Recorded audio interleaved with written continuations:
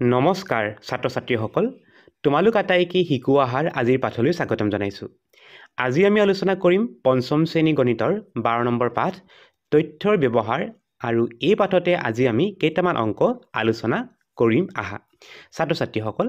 আজি আমি পাঠটি পঢ়িবৰ কাৰণে আমি শিকিব লগা প্ৰথম কথাটো হৈছে দাগ চিহ্ন। আজি আমি দাগ চিহ্ন কেনেকৈ সংখ্যাবোৰ বুজোৱা হয় সেই বিষয়ে আলোচনা কৰিম আৰু কিতাপত থকা কেইটামান আমি অংক কৰিবলৈ শিকিম। ছাত্ৰ ছাত্ৰীসকল প্ৰথমে আমি দাগ চিহ্নৰ সহায়ত সংখ্যাবোৰ কেনেকৈ লিখা হয় সেই বিষয়ে বুজি লওঁ আহা। আমি যিবোৰ সংখ্যা লিখোঁ, ধৰা আমি লিখোঁ 1 2 3 4, আমি সংখ্যাবোৰ 1 2 3 4 কৈ লিখোঁ। এতিয়া এই সংখ্যাবোৰ আমি কিছুমান দাগ চিহ্ন কিছুমান দাগৰ সহায়ত আমি দেখুৱাব পাৰোঁ। এতিয়া আমি এই দাগ চিহ্নবোৰনো কেনেকৈ লিখা হয় এবাৰ জানি লওঁ আহা। দাগ চিহ্ন লিখিবৰ কাৰণে আমি প্ৰথমে ল'ম 1। 1ৰ কাৰণে লোৱা হ'ব এডাল চিহ্ন। মন কৰিবা, 1 সংখ্যাটোৰ কাৰণে এডাল চিহ্ন লোৱা হ'ব, ই বুজাব 1 সংখ্যাটো। যদি দুডাল চিহ্ন দিয়া হয় তেতিয়া 2 সংখ্যাটো বুজাম। এডাল আৰু দুডাল, ই বুজাব 2 সংখ্যাটো। 3 সংখ্যাটো বুজাবৰ কাৰণে আমি আঁচ ল'ব লাগিব 3ডাল বা 3টা দাগ কাটিব লাগিব। 1 2 3টা, ই বুজাব 3 সংখ্যাটো। এতিয়া 4 সংখ্যাটো বুজাবৰ কাৰণে আমি 4টা দাগ ল'ব লাগিব। 1 2 3 4টা, এইটো হৈছে 4 সংখ্যাটো। ইয়াৰ পিছতে যদি আমি 5 সংখ্যাটো বুজাব বিচাৰোঁ তেতিয়াহ'লে আমি দাগ ল'ব লাগিব 5টা। সেই 5টা দাগ কেনেকৈ লয় চোৱা, 1 2 হিচাপ কৰি যাওঁ, 3, তাৰপিছতে আহিলে 4 আৰু 5 দাগটোৰ কাৰণে আমি এডাল কৰ্ণ আঁকি দিব লাগিব। এতিয়া 5টো বুজাবৰ কাৰণে আমি এনেকৈ এডাল কৰ্ণ আঁকি দিম আৰু এই কৰ্ণডাল অঁকাৰ লগে লগে ইয়াতে 5 সংখ্যাটো বুজাব বা এই চিহ্নটো কাৰ কাৰণে হ'ব, 5 সংখ্যাটোৰ কাৰণে হ'ব। ইয়াৰ পিছতে যদি আমি 6 সংখ্যাটো আঁকিব বিচাৰোঁ বা 6 সংখ্যাটো যদি আমি দাগ চিহ্ন দেখাব বিচাৰোঁ, কেনেকৈ দেখুৱাব লাগিব মন কৰা, 1 2 3 4 5, ইয়ালৈকে আমাৰ 5 হ'ল। 6 সংখ্যাটো বুজাবৰ কাৰণে আমি আৰু এটা দাগ আঁকিব লাগিব 6, এইটো হ'ব 6। ঠিক একেধৰণে 7 সংখ্যাটো বুজাবৰ কাৰণে 1 2 3 4 5 6 7, এইটো হ'ব 7 সংখ্যাটো। তাৰপিছৰ সংখ্যাটো হৈছে 8। 8টো বুজাবৰ কাৰণে 1 2 3 4 5 6 7 8, আৰু আমি এনেকৈ দাগ চিহ্ন বহাই বহাই গৈ থাকিব লাগিব। আৰু এটা কথা আমি মনত ৰাখিব লাগিব, যেতিয়া এনেকৈ এইটো কি হয়, এইটো এটা আয়ত, এনেকৈ এটা আয়ত দিয়া থাকিব আৰু আয়তৰ কৰ্ণডাল যদি অঁকা থাকে সি বুজাব 5 সংখ্যাটো। যদি তোমাক ধৰা এনেকৈ দিলে, এনেকৈ তোমালোকক দিলে ধৰা দুটা আয়ত দিয়া আছে আৰু দুইটা আয়তৰে কি কৰা আছে, কৰ্ণকেইডাল অঁকা আছে, তেতিয়াহ'লে সংখ্যাটো কি হ'ব, এটা আয়তে বুজাই 5, আনটো আয়তে বুজাব 5, 5 5 সংখ্যাটো হ'ব 10। এনেকৈ আমি দাগ চিহ্নৰ সহায়ত আমি সংখ্যাবোৰ দেখাব পাৰোঁ বা দাগ চিহ্ন চাইও আমি সংখ্যাবোৰ উলিয়াব পাৰোঁ। এতিয়া তোমালোকৰ পাঠটো আমি আৰম্ভ কৰোঁ আহা। পাঠটোত প্ৰথমে দিছে যে আন্তঃবিদ্যালয় ক্ৰীড়া সমাৰোহ আৰু বাছনি শিবিৰ,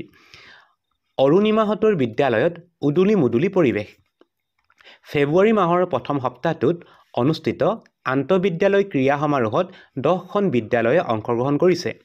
এখন বিদ্যালয়, অৰুণিমাই পঢ়া বিদ্যালয়খনত কি হৈছে, এখন খেল ধেমালি অনুষ্ঠিত হৈছে আৰু ইয়াতে 10খন বিভিন্ন বিদ্যালয়ে কি কৰিছে, অংশগ্ৰহণ কৰিছে। তাৰ লগতে ক'লে যে বহী খেলৰ দায়িত্বত থকা পৰিচালকে 5খন বিদ্যালয়ৰ দৌৰ প্ৰতিযোগিতাৰ প্ৰতিযোগীৰ তালিকা তলত দিয়া ধৰণে দাগ চিহ্নৰে উল্লেখ কৰিছে আৰু সেই যি প্ৰতিযোগিতা হৈছে সেই প্ৰতিযোগিতাত অংশগ্ৰহণ কৰিব অহা 5খন বিদ্যালয়ৰ ছাত্ৰ ছাত্ৰীৰ দৌৰ প্ৰতিযোগিতা, মানে দৌৰত যিসকলে ভাগ লৈছে তেওঁলোকৰ কি কৰিছে, সংখ্যাবোৰৰ এখন দাগ চিহ্ন বনাই থৈছে। এতিয়া আমি দাগ চিহ্নকেইটা চাই লওঁ আহা।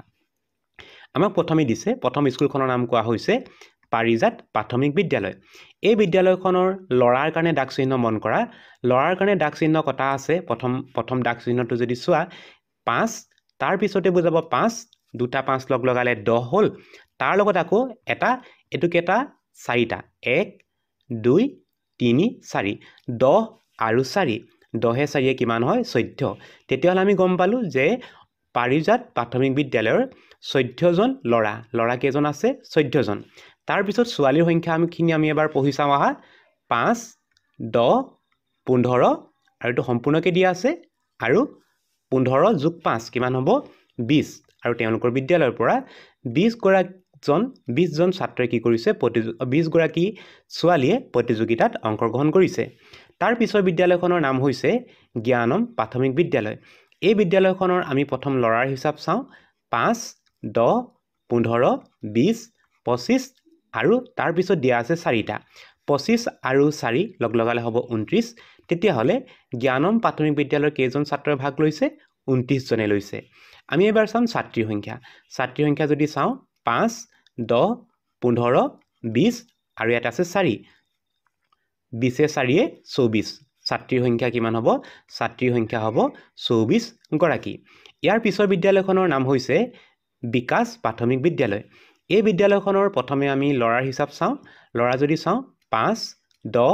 15 20 আৰু ইয়াতে আছে 2 5 10 15 20 আৰু 2 তেতিয়াহ'লে কিমান হ'ব মুঠতে হ'ব 22 লৰাৰ সংখ্যা হৈছে 22 জন এবাৰ আমি ছোৱালীৰ সংখ্যা চাওঁ ছোৱালীৰ সংখ্যা হিচাপ কৰিলে পাম 5 10 15 20 ছোৱালী আছে 20 গৰাকী ছোৱালী আছে 20 গৰাকী এবাৰ ইয়াৰ পিছৰ বিদ্যালয়খনৰ নাম হৈছে অৰুণোদয় প্ৰাথমিক বিদ্যালয় এইখন বিদ্যালয়ৰ ল'ৰা আছে 5 10 15 আৰু ইয়াতে দিয়া আছে 3 15 3 কিমান হ'ব 18 মুঠতে ল'ৰাই ভাগ লৈছে 18 ছোৱালীৰ সংখ্যা যদি হিচাপ কৰোঁ 5 10 আৰু ইয়াতে আছে 4 10 4 14 গৰাকী ছোৱালীয়ে প্ৰতিযোগিতাত অংশগ্ৰহণ কৰিছে ইয়াৰ পিছৰ বিদ্যালয়খনৰ নামটো হৈছে শৈশৱ প্ৰাথমিক বিদ্যালয় এই বিদ্যালয়খনৰ ল'ৰা হিচাপ কৰোঁ ইয়াতে আছে 5 10 15 আৰু এডাল আস্তনা আছে মানে কিমান হ'ব 15 একে 16 জন ছাত্ৰই অংশগ্ৰহণ কৰিছে ছোৱালীৰ সংখ্যা হিচাপ কৰোঁ 5 10 15 20 আৰু 2 ছোৱালী ভাগ লৈছে 22 গৰাকী তেনেকৈ আমি সংখ্যাবোৰ উলিয়াব পাৰোঁ এতিয়া আৰু মুঠ সংখ্যাবোৰ দিয়াই আছে যে পাৰিজাত প্ৰাথমিক বিদ্যালয়ৰ 34 জন জ্ঞানম প্ৰাথমিক বিদ্যালয়ৰ 53 জন বিকাশ প্ৰাথমিক বিদ্যালয়ৰ 42 জন অৰুণোদয় প্ৰাথমিক বিদ্যালয়ৰ 32 জন ছাত্ৰ ছাত্ৰী আৰু শৈশৱ প্ৰাথমিক বিদ্যালয়ৰ 38 গৰাকী ছাত্ৰ ছাত্ৰীয়ে প্ৰতিযোগিতাত অংশগ্ৰহণ কৰিছে এতিয়া আমি এই তালিকাখন চাই কেইটামান প্ৰশ্ন উত্তৰ কৰিব লাগে প্ৰথমে আমি 1 নম্বৰ প্ৰশ্নটো চাওঁ ইয়াত দিয়া আছে কোনখন বিদ্যালয়ৰ পৰা আটাইতকৈ বেছি প্ৰতিযোগীয়ে অংশগ্ৰহণ কৰিছে এটা যদি মুঠ সংখ্যাবোৰ যদি আমি চাওঁ তেতিয়াহ'লে দেখিম যে জ্ঞানম প্ৰাথমিক বিদ্যালয়ৰ আটাইতকৈ বেছি ছাত্ৰ ছাত্ৰীয়ে প্ৰতিযোগিতাত অংশগ্ৰহণ কৰিছে গতিকে প্ৰথম প্ৰশ্নটোৰ উত্তৰটো হ'ব জ্ঞানম প্ৰাথমিক বিদ্যালয় এবাৰ আমি চাওঁ 2 নম্বৰ প্ৰশ্নটো 2 নম্বৰ প্ৰশ্নত সুধিছে যে কোনখন বিদ্যালয়ৰ পৰা আটাইতকৈ বেছি ছোৱালী প্ৰতিযোগীয়ে অংশগ্ৰহণ কৰিছে এতিয়া আমি চাব লাগে যে কোনখন বিদ্যালয়ৰ পৰা অহা ছোৱালীৰ সংখ্যা বেছি আমি যদি চাওঁ দেখিম যে পাৰিজাতৰ পৰা আহিছে 20 গৰাকী ছোৱালী জ্ঞানমৰ পৰা আহিছে 24 গৰাকী বিকাশ প্ৰাথমিক বিদ্যালয়ৰ পৰা আহিছে 20 গৰাকী অৰুণোদয় প্ৰাথমিক বিদ্যালয়ৰ পৰা ছোৱালী আহিছে 14 গৰাকী আৰু শৈশৱ প্ৰাথমিক বিদ্যালয়ৰ পৰা আহিছে 22 গৰাকী ছোৱালী এতিয়া যিকেইটা ছোৱালীৰ সংখ্যা আকৌবাৰ মই হাইলাইট কৰি দিছোঁ পাৰিজাতৰ পৰা আহিছে 20 গৰাকী জ্ঞানমৰ পৰা আহিছে 24 গৰাকী বিকাশৰ পৰা আহিছে 20 গৰাকী অৰুণোদয়ৰ পৰা আহিছে 14 গৰাকী ডাকটো দিও 14 গৰাকী তাৰ পিছত আহিছে শৈশৱ প্ৰাথমিক বিদ্যালয়ৰ পৰা আহিছে 22 গৰাকী আৰু আটাইতকৈ বেছি সংখ্যাটো যদি আমি চাওঁ আমি দেখিম যে আটাইতকৈ বেছি সংখ্যাটো আছে জ্ঞানম প্ৰাথমিক বিদ্যালয়ৰ পৰা আহিছে আটাইতকৈ বেছি ছোৱালী 24 গৰাকী তেতিয়াহ'লে ইয়াৰ কাৰণে উত্তৰটো আমি লিখিব লাগিব তেতিয়াহ'লে জ্ঞানম প্ৰাথমিক বিদ্যালয় 2 নম্বৰটো উত্তৰ হ'ব জ্ঞানম প্ৰাথমিক বিদ্যালয় তাৰ পিছৰ প্ৰশ্নটো দিয়া আছে যে কোনখন বিদ্যালয়ৰ আটাইতকৈ বেছি ল'ৰা প্ৰতিযোগী এতিয়া আমি চাব লাগে ল'ৰা প্ৰতিযোগীৰ সংখ্যা যদি চাওঁ আটাইতকৈ বেছিকৈ আহিছে তোমালোকে মন কৰা 29 জন আহিছে জ্ঞানম প্ৰাথমিক বিদ্যালয়ৰ পৰা গতিকে ল'ৰা প্ৰতিযোগী সংখ্যা আটাইতকৈ বেছিকৈ আহিছে জ্ঞানম প্ৰাথমিক বিদ্যালয়ৰ পৰা ইয়াৰ উত্তৰটো হ'ব জ্ঞানম প্ৰাথমিক বিদ্যালয় এবাৰ আমি চাম ইয়াৰ পিছৰ প্ৰশ্নটো এই প্ৰশ্নত দিয়া আছে যে আন 5খন বিদ্যালয়ৰ প্ৰতিযোগীসকলৰ তালিকাকৰণ কৰাৰ বাবে খেল সেৱকক দায়িত্ব দিয়ে খেল সেৱকে প্ৰস্তুত কৰা তালিকাখন দাগ চিহ্ন বহুৱাই সম্পূৰ্ণ কৰা ইয়াতে আমাক কি কৰিলে কিছুমান বিদ্যালয়ৰ খেল খেলিব অহা ছাত্ৰ ছাত্ৰীৰ সংখ্যাবোৰ দিয়া আছে আমি এতিয়া সেই সংখ্যাবোৰ চাই দাগ চিহ্নবোৰ বনাব লাগে আমি প্ৰথম আৰম্ভ কৰোঁ কাজিৰঙা প্ৰাথমিক বিদ্যালয়ৰ পৰা কাজিৰঙা প্ৰাথমিক বিদ্যালয়ৰ ল'ৰাৰ কাৰণে এটা ঘৰত দাগ চিহ্ন বনাব লাগিব আৰু ছোৱালীৰ কাৰণে এটা ঘৰত দাগ চিহ্ন বনাব লাগিব আমি যদি কাজিৰঙা প্ৰাথমিক বিদ্যালয়ৰ কথা চাওঁ ল'ৰা আহিছে 15জন ল'ৰা 15জন 15জনৰ কাৰণে আমি ঘৰ বনাব লাগিব 1 2 3 4 5 আকৌ এটা বনাম এনেকুৱা পাঁচডাল আঁচ থাকিলে 5টা হ'ব 5 10 আৰু 15টো বুজাবৰ কাৰণে আমি আৰু এটা ঘৰ বনাব লাগিব 5 10 15 তেতিয়াহ'লে ল'ৰাৰ সংখ্যাটো হৈ গ'ল এবাৰ আমি চাম ছোৱালীৰ সংখ্যা যদি চাওঁ কাজিৰঙা প্ৰাথমিক বিদ্যালয়ৰ ছোৱালী আছে 18 গৰাকী ছোৱালীৰ কাৰণে বনাব লাগে প্ৰথম 5টোৰে আৰম্ভ কৰোঁ এয়া হৈছে 5 এটা আয়ত বনাবা আৰু ইয়াৰ কৰ্ণ আঁকিবা তেতিয়া 5 হ'ব ইয়াৰ পিছৰ কাৰণে আকৌ বনালোঁ 5 5 10 10ৰ লগত আৰু এটা 5 দিলে হ'ব 15 তাৰ পিছত লাগে 18 হ'বৰ কাৰণে আৰু 3ডাল দাগ আমি কাটিব লাগিব 15 এডালৰ কাৰ লগে লগে 16 17 18 এয়া হৈছে কাজিৰঙা প্ৰাথমিক বিদ্যালয়ৰ ছাত্ৰ ছাত্ৰীৰ কাৰণে আঁকিব লগা দাগ চিহ্ন ইয়াৰ পিছৰ বিদ্যালয়খনৰ নাম হৈছে শৰাইঘাট MV স্কুল এখন স্কুলৰ পৰা ল'ৰা আহিছে 23জন আমি 23টা দাগ বনাব লাগিব গতিকে আমি 23টা দাগ বনাম 5কে আৰম্ভ কৰোঁ এয়া হৈছে 5 এডাল কৰ্ণ আঁকিলে হ'ব 5 আকৌ এটা বনাম এয়া হ'ব 10 আৰু এটা বনাম 10 5 15 আৰু এটা বনাম 15 5 হ'ব 20 আৰু 23টা বুজাবৰ কাৰণে আমি আৰু 3টা বনাব লাগিব 21 22 23 এটো হৈছে 23জন ছাত্ৰ ছাত্ৰীৰ কাৰণে দাগ চিহ্ন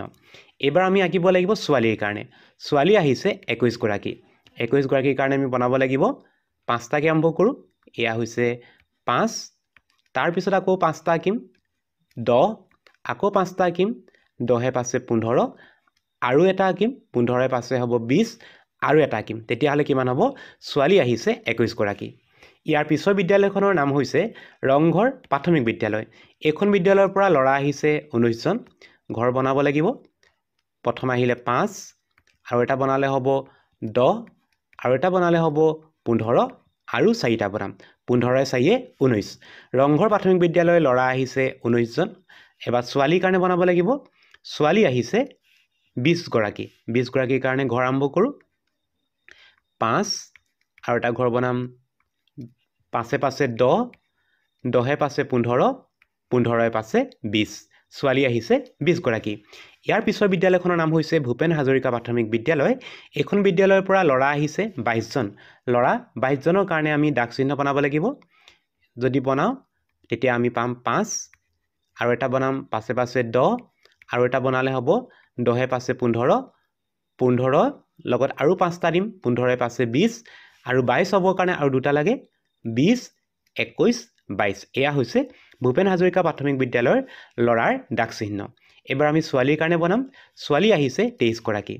ছোৱালী 23 গৰাকী 5টাকে আৰম্ভ কৰোঁ এয়া হৈছে 5 আৰু এটা বনালে হ'ব 10 আৰু এটা বনালে হ'ব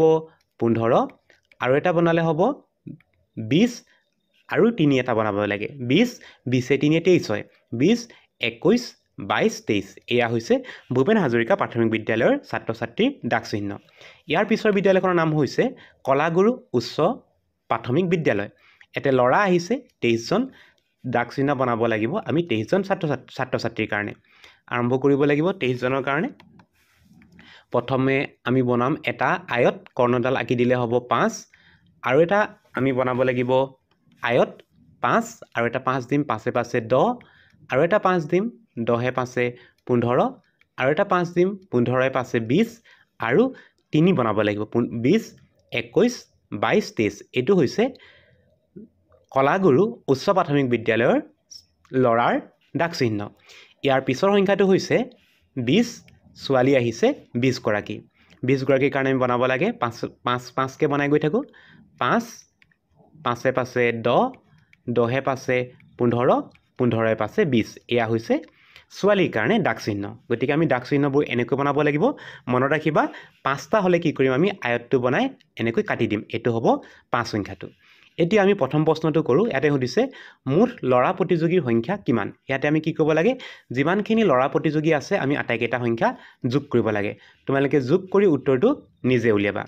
কি কৰিছে মাত্ৰ ল'ৰা প্ৰতিযোগী ল'বা প্ৰথম স্কুলত 15 তাৰপিছত 23 তাৰপিছত 19 তাৰপিছত 22 আৰু তাৰপিছত 23 এই আটাইকেইটা সংখ্যা তোমালোকে যোগ কৰি উত্তৰটো নিজে উলিয়াবা ইয়াৰ পিছৰ প্ৰশ্নটো দিয়া আছে আটাইতকৈ কম ছোৱালীয়ে অংশগ্ৰহণ কৰা বিদ্যালয় কোনখন বিদ্যালয়ৰ পৰা আটাইতকৈ কম ছাত্ৰী আহিছিল আমি যদি ছাত্ৰীৰ সংখ্যা চাওঁ আটাইতকৈ কমকৈ আহিছিল কাজিৰঙা প্ৰাথমিক বিদ্যালয়ৰ পৰা 18 গৰাকী প্ৰতিযোগী আহিছিল গতিকে উত্তৰটো হ'ব কাজিৰঙা প্ৰাথমিক বিদ্যালয় ইয়াৰ পিছৰ প্ৰশ্নত দিছে যে কোনখন বিদ্যালয়ৰ পৰা আটাইতকৈ বেছি প্ৰতিযোগী অংশগ্ৰহণ কৰিছিল এতিয়া আটাইকেইখন বিদ্যালয়ৰ মাজৰ পৰা আটাইতকৈ বেছি প্ৰতিযোগী কোনখনৰ পৰা আহিছে আমি তাৰ কাৰণে প্ৰতিযোগী মুঠ সংখ্যাবোৰ চাব লাগিব আমি কি চাব লাগে প্ৰতিযোগী মুঠ সংখ্যা এবাৰ সংখ্যাবোৰ হিচাপ কৰি চাওঁ আহা যদি হিচাপ কৰোঁ প্ৰথম বিদ্যালয়খন হৈছে কাজিৰঙা প্ৰাথমিক বিদ্যালয় ইয়াতে ল'ৰা আহিছে 15 ছোৱালী আহিছে 18 যদি যোগ কৰোঁ যোগ কৰিলে হ'ব 33 মুঠতে ল'ৰা ছোৱালী লগ লগালে হ'ব 33 জন